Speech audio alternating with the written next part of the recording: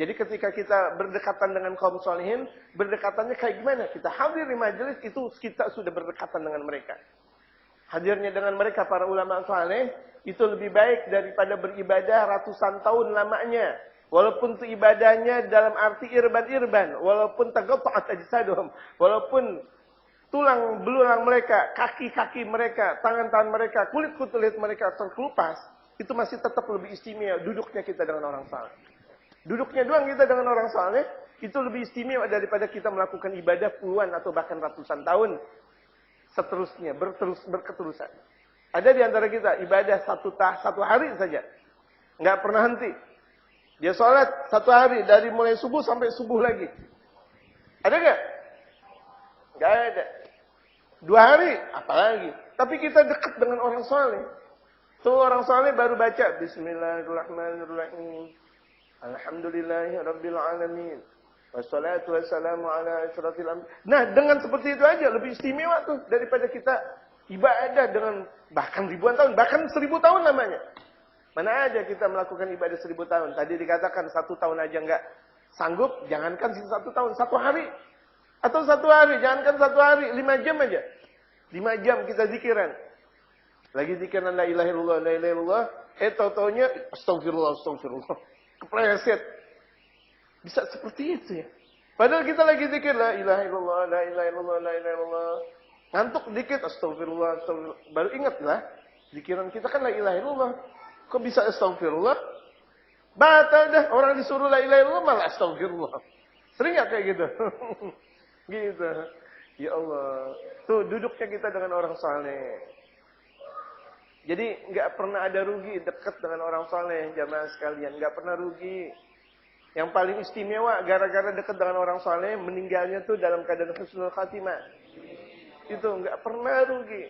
Gitu. Makanya lihat di mana ada orang saleh, bagaikan di situ ada semut, di mana di situ ada gula, di situ ada semut.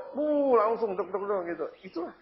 Semakin tinggi kesolehan seseorang, semakin orang tertarik kepada dia. Walaupun di sisi lain memang berapa banyak orang yang benci kepada mereka kaum salihin. Tapi artinya banyak dia punya pengikut. Gitu. Dia punya memberikan nuansa tersendiri buat alam. Yang tadinya tuh alam kering kerontang, bisa menjadi alam yang penuh dengan kedamaian, dengan berkahnya orang saleh. Kampung kalau nggak ada orang saleh, itu buram. Buram tuh kampung, nggak ada enaknya. Kita ngelewatin dalam satu kampung tuh. Kita lihat aja, kita ngelewatin pesantren atau kita lewatin majelis. Dengan kita lewatin di situ tidak ada pesantren atau majelis taklim, kayaknya berada di mana ini? Nggak ada enak-enaknya tuh kita ngelewatin. Ditanya, ada majelis taklim nggak? Enggak. Pesantren enggak? Ada nggak? Enggak. Ya, pantes. Nggak ada enak-enaknya. Hawanya udah nggak enak. Di mana satu kampung tidak ada ulama. Gitu. Mumpung zaman sekarang masih banyak ulama, ambil ilmu-ilmu dan petua-petua yang datang dari mereka, ambil. Jadikan, agungkan mereka. Bahkan dalam sabda baginda Rasulullah, jangan hormati, tapi agungkan. Kalau hormati cuma sekedar hormatin doang, cuma sekedar menghormati, hormat kepada bendera merah putih, hormat gerak, nggak ada bendera, hormat nggak? Enggak. Kalau kita mengagungkan, ada atau nggak ada, kita agungkan. Gitu, itu namanya agung, pengagungan. Jadi pengagungan lebih istimewa daripada penghormatan.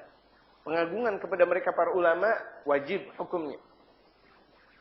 Karena sebagaimana telah diungkap oleh baginda Rasulullah Muhammad SAW. Kalau nggak ada ulama kan nggak ada ilmu. Siapa yang bakal menelurkan ilmu tanpa adanya mereka kaum salihin? Nggak ada mereka, ilmu bakal buram, ilmu bakal henti. Stuck ilmu dalam satu masa lantaran tidak ada ulama. Tapi lantaran ada ulama, maka ilmu tersebut bakal berketerusan sampai di mana tuh ilmu bakal memberikan kedamaian kepada satu kampung. Memberikan kedamaian di 2 kampung, memberikan kedamaian bahkan dalam satu kampung. Bahkan tuh ada dikatakan satunya ulama itu bisa memberikan keberkahan dalam satu kota. Bahkan ada juga dikatakan satunya ulama bisa memberikan kedamaian dalam satu negeri. Allahu Akbar. Satu ulama bisa memberikan kedamaian dalam satu negeri. Makanya kita punya guru, jamaah sekalian, Al-Habib Umar namanya, itu disebut dengan dai 1 miliar umat. 1 miliar umat. Kalau yang terdahulu kan baru 1 juta umat. Alhamdulillah. Kan baru 1 juta. 1 juta, ini 1 miliar umat. Masya Allah. Di mana adanya beliau, disitulah masyarakat selalu menantikan. Padahal mah beliau lagi makan. Minumnya biasa. Oh, ngeteh sama kita. Yang di sono pada nangis. Di sono pada nangis. Munajat, ya Allah, deketin ya Allah. Itu sebegitulah magnetnya ilmu. Magnetnya mereka para ulama saleh. Mudah-mudahan kita dikumpulkan terus oleh mereka kaum salihin. Karena kita nggak mampu berjumpa dengan Allah, dengan diri kita sendiri. Siapa kita?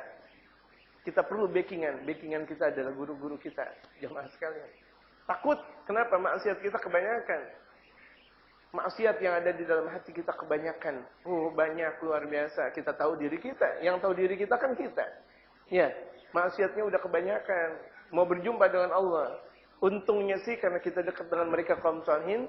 Akhirnya tuh Allah Subhanahu wa taala melihat dekatnya kita dengan kaum salihin, Allah ampunin tuh lantaran adanya mereka. Amin. Ya Rabbal Alamin.